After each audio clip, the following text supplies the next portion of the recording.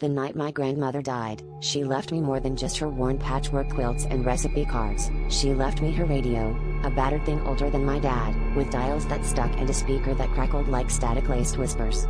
I didn't think much of it until last week, when I realized it only picked up one station, a monotone voice reciting numbers, always counting down. I kept telling myself it was some old emergency broadcast, but deep down, I felt the cold edge of dread every time I heard that voice. Tonight, I noticed the countdown was about to hit 0, and I couldn't shake the feeling that I was supposed to hear what would happen next. It was raining hard, the kind of rain that rattled against the window and made the whole apartment feel smaller.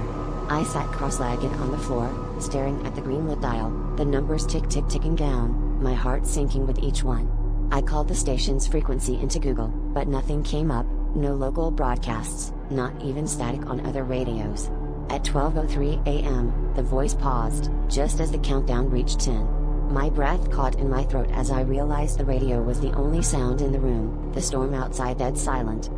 The voice began to change, becoming clearer, almost familiar, like someone I'd known all my life. The numbers faded, replaced by my own name, whispered over and over. My hands trembled as I reached for the dial, but the radio wouldn't turn off. It was like my skin had fused to the cold plastic. Suddenly, the static grew louder, and I heard my grandmother's laugh, twisted and wrong, echoing through the room. The lights flickered, plunging me into darkness except for the weak, green glow of the dial. 0 hit. The radio fell silent for the first time since I'd brought it home. Then, in my grandmother's voice, soft, but edged with something hungry, it spoke, "Thank you for listening. I'm coming through now." The air grew thick, and I felt her presence behind me, colder than the rain, closer than the darkness. I can't move.